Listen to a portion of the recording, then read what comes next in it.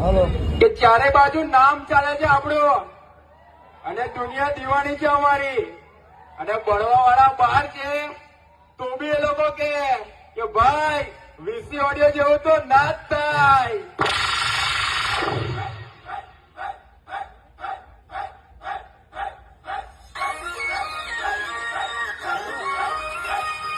हमें ऊंची आवाज सुनना भी पसंद नहीं. हमारे सामने जो ऊंची आवाज में बोलता है उसकी आवाज हमेशा हमेशा के लिए बंद कर दी जाती है.